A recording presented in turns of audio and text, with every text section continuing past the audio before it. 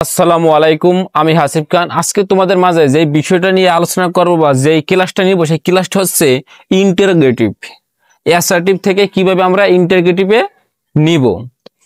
এই জিনিসটা করতে গেলে অনেকেই ভয় পায় যে আমি তো ইংলিশের অর্থ জানি না, আমি তো সেন্টেন্স দেখে সেন্টেন্সের অর্থ পারি না। অর্থ ছাড়া কি সম্ভব ইন্টারোগেটিভ শেখা? হ্যাঁ, অবশ্যই সম্ভব। আসো, আমি এখানে লিখেছি যে কোনো অক্সিলারি ভার্ব থাকলে আগে বসবে এবং এর সাথে নট বসবে।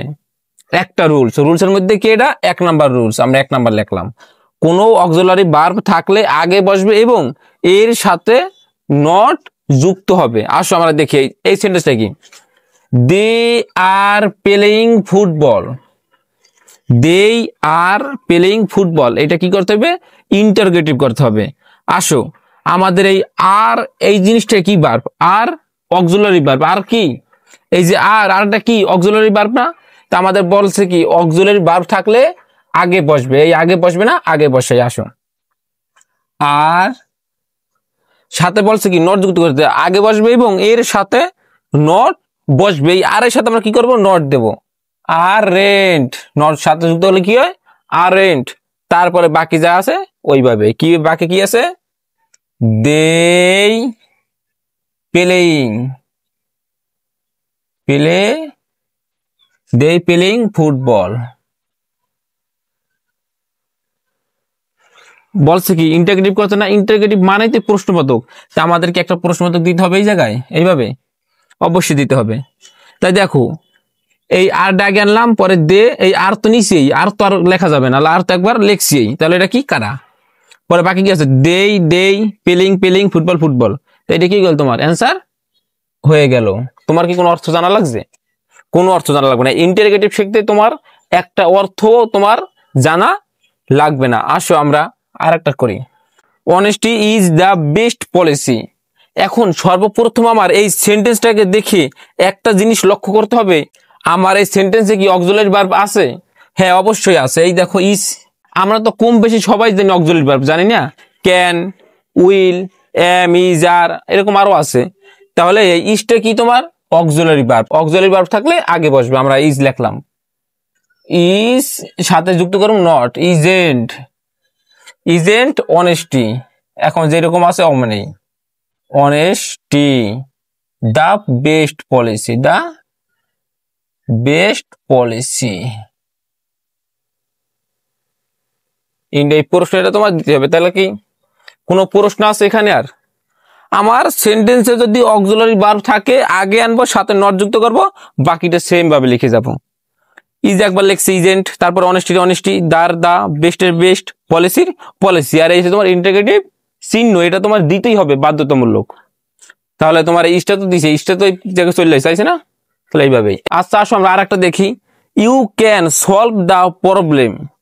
You can solve the problem, interrogative করো। এটা কি করো? ইন্টারোগেটিভ করো। এইটা আমি তোমাকে বোর্ডে করে দেখাবো না, তুমি আমার কমেন্ট বক্সে এটার উত্তর দেবা। উত্তর দেবা কিভাবে?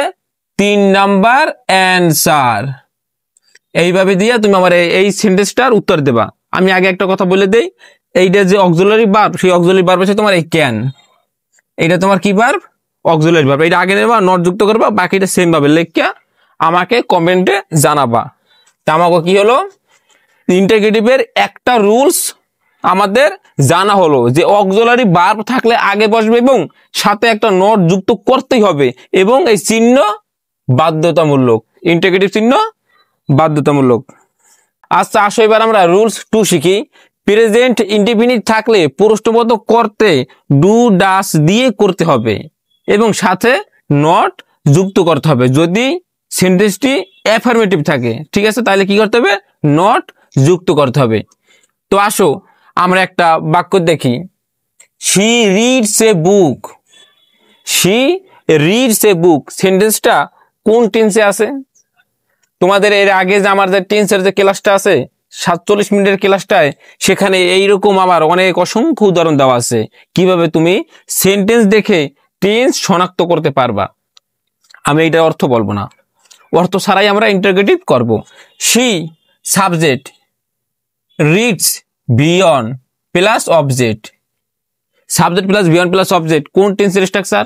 প্রেজেন্ট ইনডিফিনিট টেন্সের স্ট্রাকচার। তাই এইটা কি আমাদের আছে, সেন্টেন্সটা কি আছে, প্রেজেন্ট ইনডিফিনিট টেন্সে সেন্টেন্সটা আছে। এখন করতে হবে কি, ইন্টারগ্রেট করতে হবে। এখন আমাদের নিতে হবে ডু বা ডাস, ডু বা ডাস একটা নিতে হবে। এখন প্রশ্ন আমরা কোনটা নেব, আমরা নেব ডাস।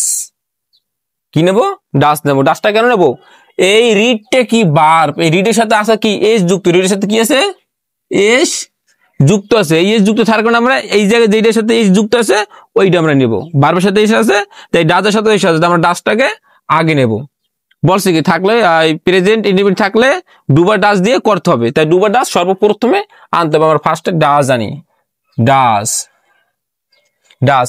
এখন আরেকটা জিনিস লক্ষ্য করো, আমার এই সেন্টেন্সে কি কোনো নো আছে, কোনো নো শব্দ আছে, মানে না বলতো কোনো চিহ্ন আছে না, নাই। তার মানে আমার এখানে একটা নট যুক্ত করতে হবে। যেহেতু নো নাই, একটা নট যুক্ত করতে হবে। এখানে ডাজেন্ট, এই নট যুক্ত করলাম, কি হলো, doesn't she read, she read a book. Interrogative চিহ্ন মাস্ট বি, ইন্টারগেটিভ চিহ্ন মাস্ট বি, দিতেই হবে, দিতেই হবে।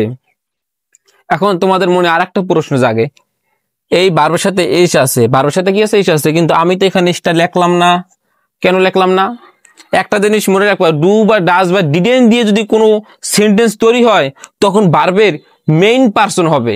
মানে তোমার যে বিয়নটা, ওই বিয়নটা হবে বিয়নের সাথে, মানে ভার্বের সাথে কোনো এস বা ইডি বা ইএস কোনোটা যুক্ত থাকবে না। যদি থাকে এটাকে আমরা এইভাবে মুছে দিয়া এখানে থাকবে, ঠিক আছে। এবার তোমার প্রশ্ন, সমস্যা নাই। এখানে কি হবে, এস দিতে আমরা পারবো না। তাহলে আমরা আসো আরেকটা শিখি, আই প্লে ফুটবল। আমার এই মিস্টেক আছে, আই প্লে ফুটবল, এটা করুন কি আমরা ইন্টারগ্রেটিভ করবো, সেম বাক্য। এটা কি টেন্স আছে, দেখো আই সাবজেক্ট পেলে V one plus object, subject plus V one plus object, কোন টেন্সের স্ট্রাকচার, প্রেজেন্ট ইনডিফিনিট টেন্স। তার মানে এটা আমরা শনাক্ত করতে পারলাম, প্রেজেন্ট ইনডিফিনিট টেন্স। তাহলে আমার এখানে কি দিয়ে শুরু করতে হবে, ডু বা ডাস। কি দিয়ে শুরু করতে হবে, ডু বা ডাস। তাই আমার এই দিক দিয়ে লক্ষ্য করো, আমার এই জায়গায় কি এস যুক্ত আছে, এস নাই, তাহলে আমরা কি নেব, ডু নেব। ডন্ট, ডুর সাথে নট যুক্ত করলাম, যেহেতু বাক্যে কোনো নো শব্দ নাই এই কারণে আমরা কি করলাম, একটা নট যুক্ত করলাম। ডোন্ট আই পেলে, ডোন্ট আই পেলে, ডোন্ট আই পেলে ফুটবল, ফুটবল। প্রশ্নবোধক চিহ্ন মাস্ট বি। এখন আসো, এইটা তোমার বাড়ির কাজ, এটা আমাকে কমেন্টে তুমি এখনই আমাকে অ্যান্সার করবে, এখনই। যদি কেউ যদি ভিডিওটা দেখে থাকো, আমার কমেন্ট বক্সে এটার অ্যান্সার তুমি নিজে করবা।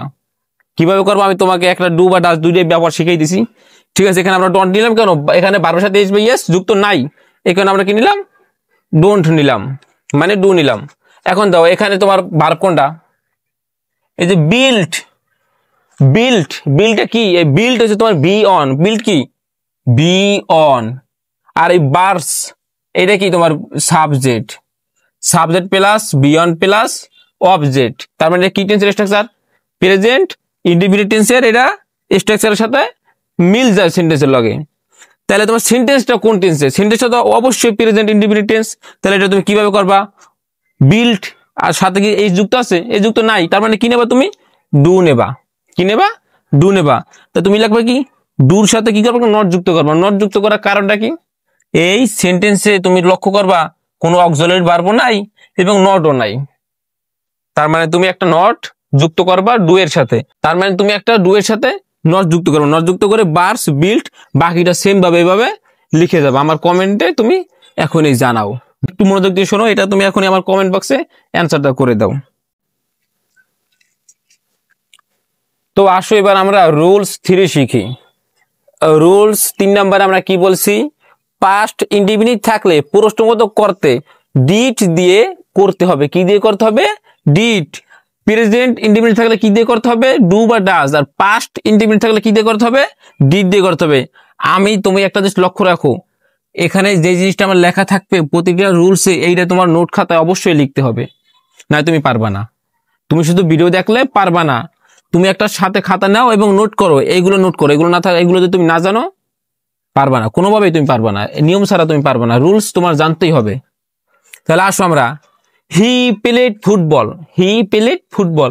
একটা সেন্টেন্সের অর্থ আমি বলবো না, একটা সেন্টেন্সের অর্থ আমি বলবো না, অর্থ ছাড়াই আমরা একদম ইন্টারগেটিভ শিখবো। আসো, হি প্লেড ফুটবল, হি কি সাবজেক্ট। এখন আমাদের টেন্স শনাক্ত করতে হবে, বলছে কি পাস্ট ইনডেফিনিট থাকলে। এখন এই সেন্টেন্সটা কি পাস্ট ইনডেফিনিট আছে, এটা আমরা যাচাই করি আগে। আসো, হি সাবজেক্ট, প্লেড কি বি টু, এটা কি সাবজেক্ট, এটা কি object. Subject plus V two plus object, কোন টেন্সের স্ট্রাকচার? একটু অ্যানালিসিস শক্তি থেকে বলো তো। Subject plus V two plus object past indefinite টেন্সের স্ট্রাকচারের সাথে একদম মিলে যায়। তার মানে এটা কোন টেন্সে আছে? এই সেন্টেন্সটা আমাদের কোন টেন্সে আছে? Past indefinite tense. আমি আর বলবো না, একটা ভালো করে বুঝাই দিলাম যে পাস্ট ইনডিফিনিট থাকলে তাহলে আমাদের কি দিয়ে শুরু করতে হবে? ডিড দিয়ে শুরু করতে হবে। তো আসো, আমরা প্লেট যেহেতু পাস্ট ইনডিফিনিট আছে, তার মানে কি নিতে হবে? আমাদের ডিড নিতে হবে। আসো, আমরা ডিড নেই, ডিড। এখন এই সেন্টেন্সে কি কোনো নো শব্দ আছে? নো বা নট কোনো যুক্ত আছে? না, নাই। তার মানে আমাদের একটা কি নিতে হবে? নো নিতে হবে। যদি নো থাকতো আমরা নো নিতাম না, নো নাই, এই কারণে আমরা একটা নো নিব। তাই আমরা কি দেব? Didn't, didn't. তার মানে এখন কি হবে? ডিডেন্ট হি, আগের মতোই ডিডেন্ট হি। আর এই জায়গায় কি প্লেট, প্লেটের পেলে হবে। আর এই ফুটবলের ফুটবল, ফুটবল। এই চিহ্ন মাস্ট বি, এই চিহ্ন মাস্ট বি দিতেই হবে, না রে তোমার অ্যান্সার সঠিক হবে না। এখন তোমাদের মনে আর একটা প্রশ্ন, এখানে প্লেট কিন্তু এখানে প্লে কেন? দুইটার মধ্যে এত পার্থক্য কেন? আমি তোমাদের আগের নিয়মে বলছি, ডু বা ডাজ বা ডিড দিয়ে যদি কোনো সেন্টেন্স শুরু হয়, তারপরে কখনো বি টু বা বি থ্রি বসবে না, একমাত্র বি অন বসবে, একমাত্র অরিজিনাল বি অন। ওই বি অনের সাথে কোনো ইএস যুক্ত থাকবে না এবং কি এসও যুক্ত থাকবে না, শুধু বি অন থাকবে। তা আমরা কি জানি? পেলে, এই পেলে কি বি অন, আর বি টু কি? বি টু হচ্ছে তোমার প্লেট। তাই বি টুটা আমরা কি করতে হবে? বি অনে ট্রান্সফার করতে হবে। আমরা কি করলাম? এই প্লেট থেকে পেলে নিলাম। আমরা জানি প্লেটের বি অন পেলে। তা আমরা কি করবো? যেহেতু ডিডেন্ট থাকলে ডু বা ডিড বা ডাজ দিয়ে প্রশ্ন শুরু হলে, সেন্টেন্স শুরু হলে কোনো বি টু বসবে না, বি থ্রি বসবে না, শুধু বি অন বসবে এবং সাথে কোনো এইচ বা ইএস যুক্ত হবে না। এই কারণে আমরা শুধু পেলে নিলাম। আচ্ছা, আমরা আর একটা দেই। দেই ওয়েন্ট টু স্কুল, দেই ওয়েন্ট টু স্কুল, এটা কি করতে বলছে? ইন্টারগেটিভ করতে বলছে। তাই আসো আমরা দেখি। দেই সাবজেক্ট, ওয়েন্ট কি? V two, went V two, go went gone, তাই ওয়েন্ট কি? V two, to school. তাই আমরা কি জানি? ওয়েন্ট থাকলে নিতে হবে কি? আমাদের ডিড নিতে হবে। নিয়ম কি? পাস্ট ইনডিফিনিট থাকলে আমাদের কি নিতে হবে? ডিড নিতে হবে।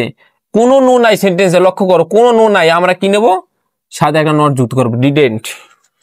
তারপরে দেই, এই ওয়েন্টের বিয়ন কি?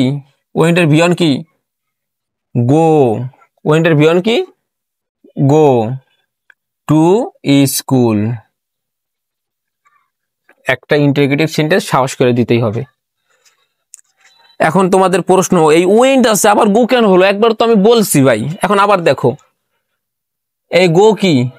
বিয়ন, ভি টু কি? ওয়েন্ট। আমাদের ওয়েন্টটা কি? B two. এই বি টু থেকে আমাদের বিয়ন নিতে হবে। প্রশ্ন একটা, এই ডু বা ডাজ বা ডিড থাকলে বিয়ন মাস্ট, একদম অরিজিনাল বিয়ন। বিয়নের সাথে কোনো এইচ বা ইএস যুক্ত হবেই না, হবেই না। আমি তাই শুধু গো নিলাম, শুধু গো আনলাম বিয়নের, গোয়ের সাথে এইচ বা ইএস যুক্ত করি নাই। এখন তোমাদের এটা বারের কাজ।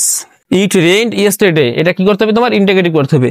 তোমাদের বলে দেই, এই রেন্ট V two, it subject, subject plus V two plus object, তার মানে সেন্টেন্সটা পাস্ট ইনডিফিনিট আছে। তোমায় নির্ভয় করো। এখন তুমি খুঁজে বের করো এই রেন্টের বিয়ন কি এবং বি থ্রি কি। তখন তুমি করবে কি? এটা বিয়ন বের করে বিয়নটা লেখবা, বিয়নটা লেখবা। আগের লেখবা কি দিয়ে শুরু করবা? ডিড দিয়ে, ডিড দিয়ে শুরু করবা। তারপরে কি নেবা? সাবজেক্ট নেবা। তারপরে এই ডিয়ার বিয়ন লেখবা, ইয়েস্টারডে লেখবা, বেজাল শেষ। একটা সাহস করিয়া এই চিহ্ন তোমার দিতেই হবে। তো আসো আমরা আরেকটা যাই, রুলস। তো আসো এবার আমরা রুলস 4 শিখি। রুলস 4-এ বলা আছে অল অথবা এভরিবডি অথবা এভরিওয়ান অথবা নো ওয়ান অথবা সামওয়ান থাকলে হু প্লাস নট বসে। এখন এখানে যে সেন্টেন্স আছে, সেন্টেন্স আমাদের এভরিবডি আছে, রেসপেক্ট আছে, হ্যার আছে, মাদার আছে। আসো আগে এটা আমরা শনাক্ত করি এটা কোন টেন্সে আছে। এভরিবডি সাবজেক্ট রেসপেক্টস, রেসপেক্ট এটা কি তোমার বিয়ন্ড হেয়ার মাদার, তার মানে কি সাবজেক্ট প্লাস বিয়ন্ড প্লাস অবজেক্ট, তার মানে কি টেন্সে আছে প্রেজেন্ট ইনডিফিনিট টেন্সে আছে। ক্লিয়ার? প্রেজেন্ট ইনডিফিনিট টেন্সে আছে। প্রেজেন্ট ইনডিফিনিট টেন্স থাকার আগে আমাদের আরেকটা কথা আছে, এভরিবডি থাকলে এটার পরিবর্তে বসবে কি হু প্লাস নট, কিন্তু প্লাস যে দেওয়া আছে লক্ষ্য করো প্লাসের জায়গায় আমাদের একটা বাক্য নিতে হবে বা একটা ওয়ার্ড নিতে হবে। আসো আমরা সেই ওয়ার্ডটা কিভাবে নেই, আগে আমরা পাইছি কি এখানে কি পেয়েছি এভরিবডি, আগে আমরা সাহস করে হু নেই, এভরিবডি যেটা আছে সমান সমান হু, আমাদের কি বলা আছে প্লাস নট, নটটা বসে কি সাথে, নটটা বসে কি অক্সিলারি ভার্বের সাথে। তাহলে এবার আমাদের লক্ষ্য করতে হবে আমাদের সেন্টেন্সটা কোন টেন্সে আছে, everybody respect her mother, subject plus বিয়ন্ড প্লাস অবজেক্ট, প্রেজেন্ট ইনডিফিনিট টেন্সে। প্রেজেন্ট ইনডিফিনিট টেন্স থাকলে আমাদের সেন্টেন্স শুরু করতে হয় কি দিয়ে, ডু বা ডাজ দিয়ে। তো আসো আমরা শুরু করি। রেসপেক্টস এস যুক্ত আছে, আমরা কি নেব ডাজ নেব। কি যুক্ত আছে বি অনের সাথে এস যুক্ত আছে, তার মানে আমাদের নিতে হবে কি ডাজ, কি নিতে হবে ডাজ, তা আমরা নেই কি ডাজ। এখন লক্ষ্য কর এখানে কি আমাদের কোনো নো শব্দ আছে, সেন্টেন্সটা কি কোনো নো আছে, নাবোধক চিহ্ন আছে না, নাই, তার মানে আমাদের কি করতে হবে একটা নট যুক্ত করতে হবে, একটা নট যুক্ত করতে হবে। এভরিবডি তো চললেই গেছে, এভরিবডির পরিবর্তে কি নিছি হু নিছি, তারপরে প্লাসের জায়গা ছিল ডাজ নিছি এবং নট আমরা কিন্তু নিছি, এই যে নট কই নট, এই যে নট, নট কিন্তু আমরা নিছি। তাহলে বাকিটা যেভাবে আছে ওইভাবে লিখবো, রেসপেক্ট হেয়ার মাদার,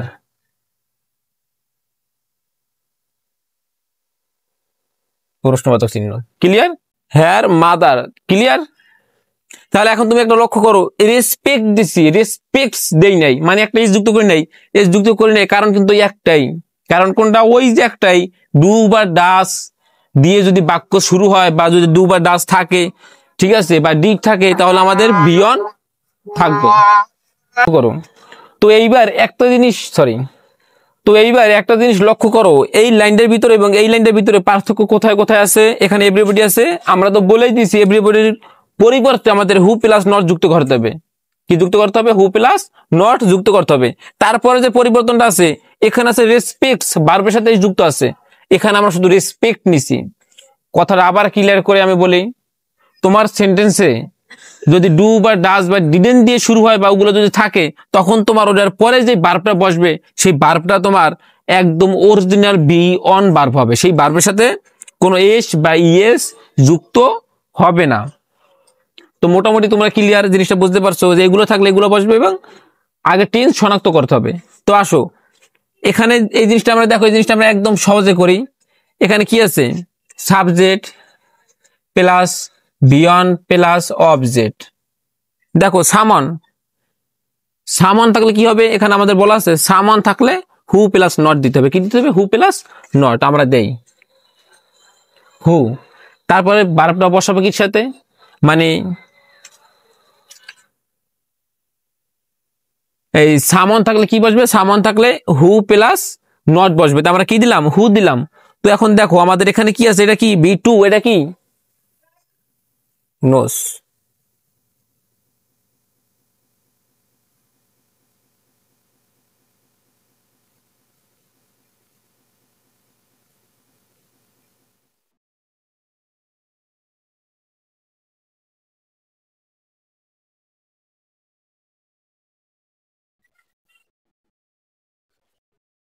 নোস। তো এবার লক্ষ্য করো এখানে সামন আছে, সামন থাকলে আমাদের কি দিতে হবে? হু দিতে হবে। এই যে সামন থাকলে হু প্লাস নট, আমরা হু লিখলাম, এখন আমরা প্লাস দেব, প্লাসটা তো এখানে দেওয়া লাগে না আসলে, আমরা প্লাসটা সরি। তো এবার লক্ষ্য করো সামন আছে, সামন থাকলে আমাদের দিতে হবে কি হু প্লাস নট, আমরা হু নিছি, এখন আমরা টেন্স শনাক্ত করবো। এই সেন্টেন্সটা কোন টেন্সে আছে? সাবজেক্ট প্লাস বিয়ন্ড প্লাস অবজেক্ট, কোন টেন্সে? এটা present indefinite tense. Present indefinite থাকলে কি নিতে হবে? ডু বা ডাজ নিতে হবে। এখন আমরা কি নেব, ডু নেব না ডাজ নেব? আমরা এখন কি নেব, ডু নাকি ডাজ?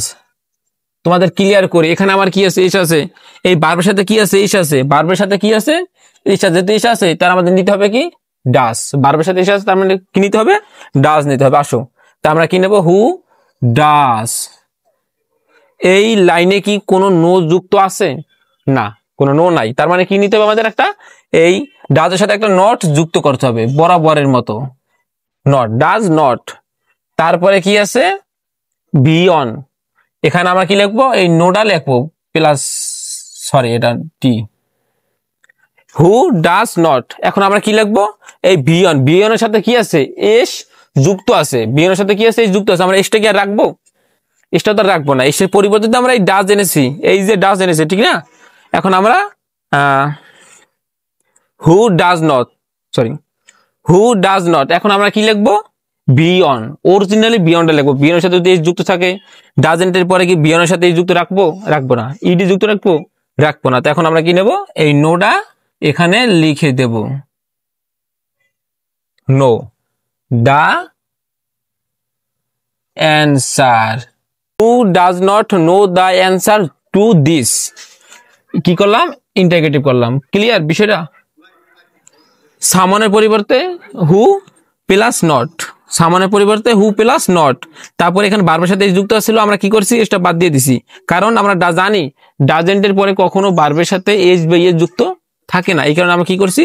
এইভাবে লিখে দিছি। এখন তোমাদের বাড়ির কাজ এইটা, তোমাদের বাড়ির কাজ এইটা। বাড়ির কাজ বলতে তোমরা বাসায় বসে একলা একলা করবা, তা করলে হবে না। তুমি এখনই কমেন্ট বক্সে গিয়ে লেখো এইটা কি হবে? এভরিওয়ান। আমাদের এভরিওয়ান কি আছে? এই যে এভরিওয়ান, এভরিওয়ান থাকলে কি দিয়ে শুরু করতে হবে? দেখো হু প্লাস নট, এভরিওয়ান আছে, তুমি হু লিখবা। তারপরে এখানে আমাদের বার্ব কোনটা? এইটা কি বিয়ন বার্ব না বি2 বার্ব?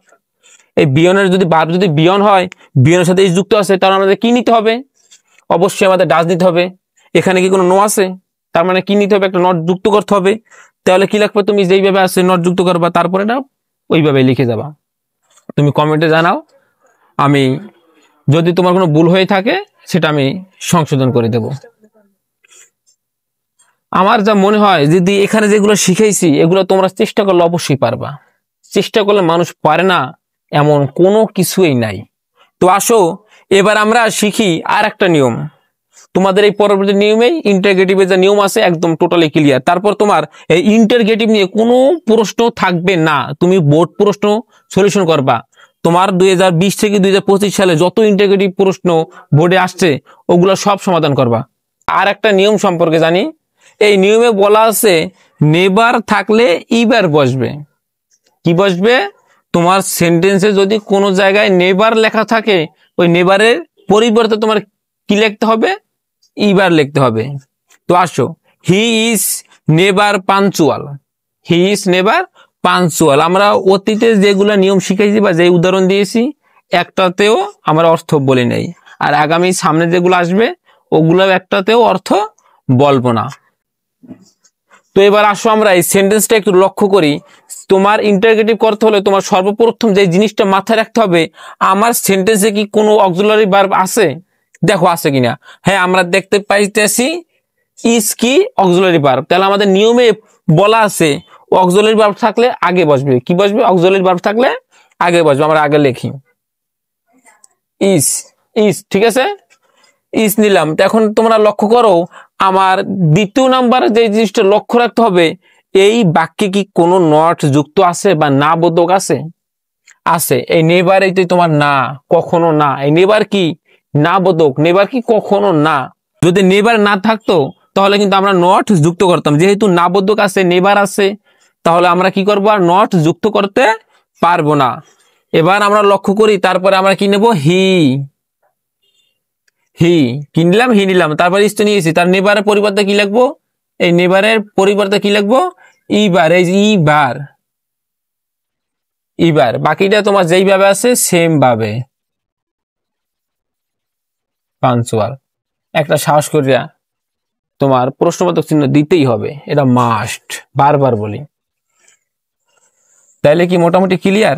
তোমার এই কয়টা নিয়মেই, তোমার কি এই কয়টা নিয়মেই তুমি এখন তোমার যে কাজটা, তুমি তোমার টেস্ট পেপার নেবা হাতে।